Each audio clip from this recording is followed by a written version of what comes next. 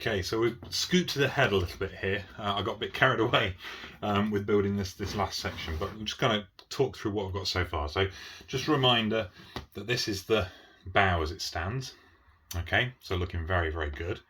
Something about the scale just makes it really, really work for me. You know, it's just perfect level of detail. Really couldn't ask for anything better than that.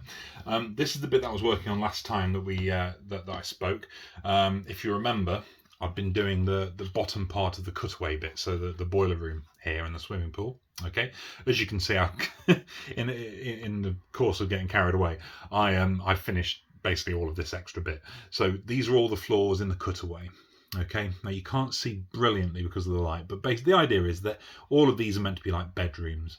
Okay, and the higher you go, I think the carpet colour is meant to represent different classes. So blue is very much second class or even third class. Red is first class, and you know, as you go up here, you've got staterooms, and then this top one here with the tables and chairs, if you can see there, is meant to be, I think, probably the first class smoking room. So yeah, with the grand staircase going all the way down. So that's how we're looking there. But it's the sides that do it for me. That, I know that, you know, to the vast majority of people watching this is just meaningless, but that to me, that's something about that colour scheme, the pattern of the windows, it's just absolutely perfect. So what we've got here is it's the bridge, as you can see. This is the front of the superstructure. You've got the bridge here where basically the steering wheel was, the telemotor. You've got the wings here, which enabled crew to kind of walk out and look down at the sides of the ship. They would have been quite well used when the iceberg hit, of course, with the starboard and port lights on each side. And yeah, honestly, the design of some of these bits, I mean, this bridge building here looks fairly straightforward, doesn't it? But it really isn't. It's one of the most complicated things I've ever seen for such a simple effect. And the curvature of the bridge deck there is just really, really nice, like here and here. Just really works. It's exactly as it should be. Absolutely spot on. Really, really impressed by that. The interesting thing here, the window pattern on what would be B deck. Okay, so B deck window pattern. Now, whenever I mention the Titanic on Twitter, there's always somebody who pops up with one of the conspiracy theories. Usually the most kind of common conspiracy theory that pops up is the one where the Titanic and the Olympic were swapped beforehand. Before the Titanic set sail, they swapped them around.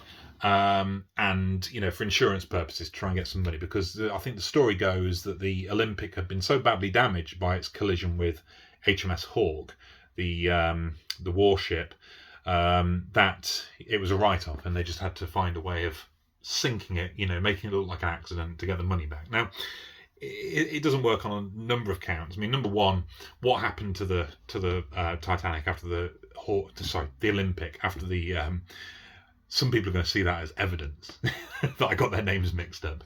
But anyway, after the Olympic and the Hawke collided, the impact did cause a serious problem for the Olympic. It tore a hole in it, quite a small hole relatively, in the stern, near the rudder, and it caused problems, and it delayed the Olympic considerably, because it was already in service doing its kind of ferrying across the Atlantic and back, and it delayed it. It had financial repercussions, which fair enough.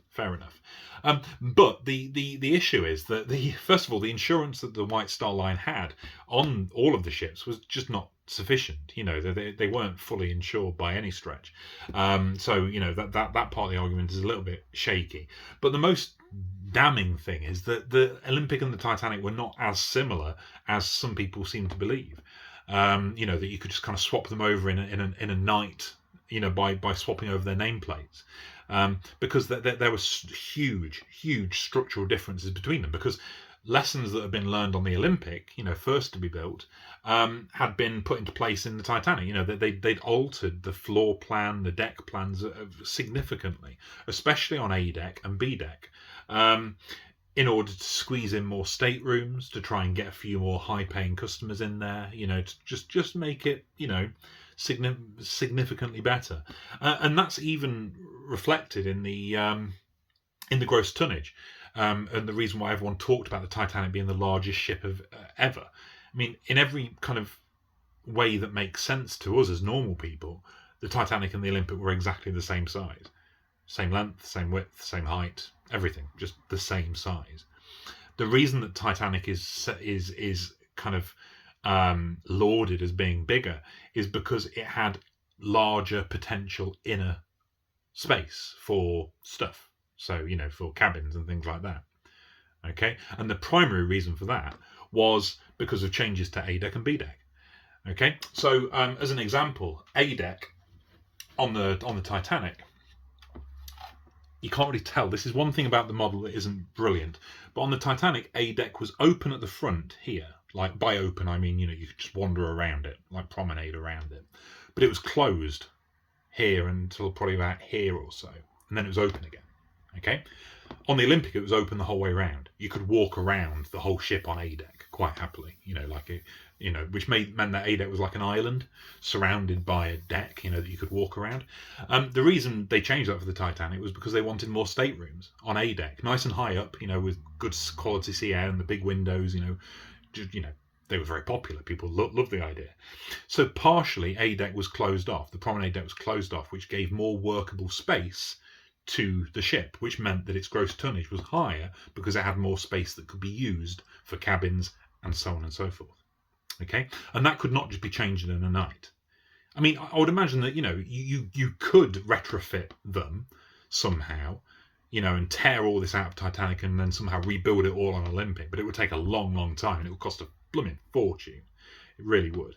Okay, and that's before you even start with B deck. Now, as you can see, the window is completely irregular. There is a bit of a repeating pattern going on because it's Lego. Okay, but on the actual real ship, it was completely random. Okay, and again, that was because of the internal geography of the ship. So the cabins and staterooms and stuff like that. Okay, on the Olympic, B deck windows were regular, uniform, all the way back. Really neat. In many ways, if you look at like a profile, side view of the Olympic, it looks a much neater ship than the Titanic, which has got all the weird things like odd patterns and things going on. And it's all indicative of the faffing around and the messing around that they did with the plans of the Titanic while it was still being built. So the idea that they could just take the Olympic and pretend it was the Titanic just doesn't make any sense, given what we know for fact were the design differences between the two. Okay, and I just think it's nice that in this model here we've got the fairly irregularly spaced B deck windows here, which is perfect. Okay, that's what you want to see. It does mean, of course, that if somebody really wanted to, they could turn this into an Olympic model. Okay, it'd be quicker and easier to do than it would with the real things, but it would actually still take a little bit of work. There'd still be a bit of difficulty with swapping things around and stuff. But yeah, I just thought I'd address that because it always comes up and it always bothers me because I can't stand conspiracy theories that are unbased, not based on anything, or that are so easily disproven that you just kind of think, how can you possibly believe that? Because it's like obviously not the case. It just really irritates me. So there we go. So yeah, and the good thing is, of course, now what I can do is this. I can clip the two together. And there we have it. Okay, it's got a gigantic hole, ironically where the iceberg would hit it, but on the others, but look at that. Already, and we're barely a quarter of the way through the build.